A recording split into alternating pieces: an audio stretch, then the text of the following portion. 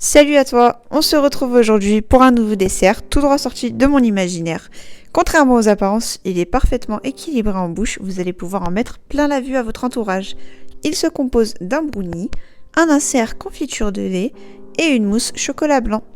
Si ce type de réalisation te plaît, n'oublie pas de t'abonner en cliquant en haut à droite. J'ai commencé par réaliser un brownie qui sera la base de mon dessert.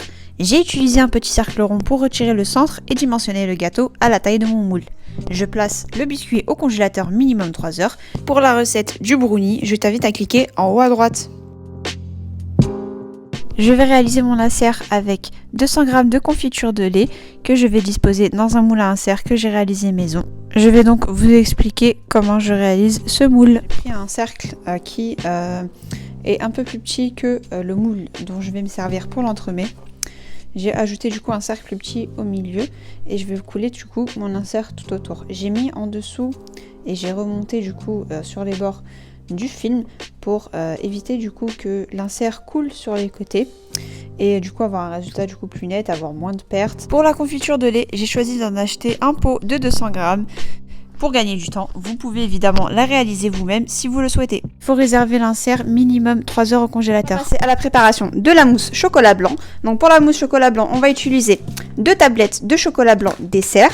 On va utiliser 4 feuilles de gélatine et du coup 3 crèmes liquides. Donc là c'est des crèmes liquides de 20 centilitres. Donc en tout 60 centilitres de crème liquide. Donc je vais commencer par faire fondre mon chocolat blanc au micro-ondes ou au bain-marie, c'est comme vous voulez. Je vais passer maintenant du coup à la crème chantilly. Donc je vais verser ma crème chantilly, ma crème liquide 30% bien froide dans mon saladier. Et du coup je vais la battre avec mon fouet jusqu'à ce que ce soit monté en chantilly tout simplement. Maintenant que j'ai fait fondre mon chocolat blanc, je vais mettre à tremper dans de l'eau froide ma gélatine pour la ramollir.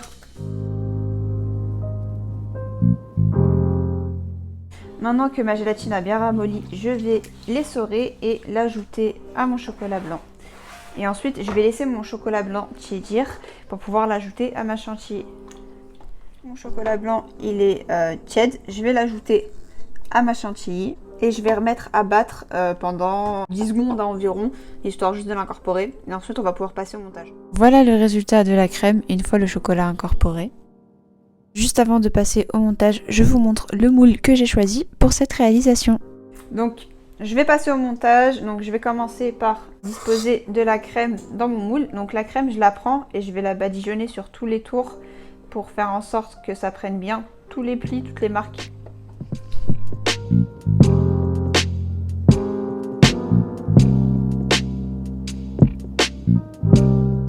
Après avoir rempli mon moule aux 3/4 de mousse chocolat blanc, je vais sortir mon insert qui est encore congelé et je vais le disposer à l'intérieur du moule.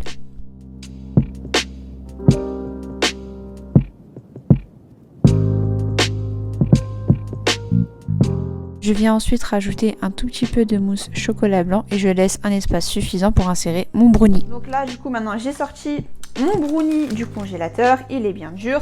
Je vais pouvoir l'ajouter au-dessus, du coup, en dernière couche du gâteau.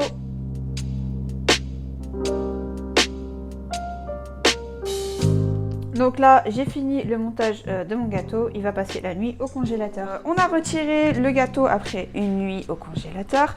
Maintenant, on va passer au démoulage et à la décoration.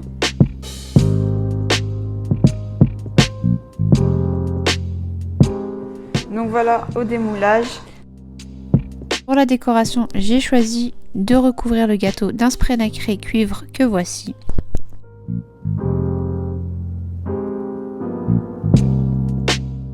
Pour enrichir la décoration, j'utilise un stylo avec une pâte alimentaire colorée en noir. Je l'ai acheté dans le commerce en rayon pâtisserie. Je vous conseille d'aller vite pour la décoration puisqu'une décongélation d'un entremets se fait au frigo. Je vous conseille donc de démouler le gâteau minimum 3 heures avant sa dégustation. Voilà le résultat. Si la recette t'a plu, n'hésite pas à liker, t'abonner et partager.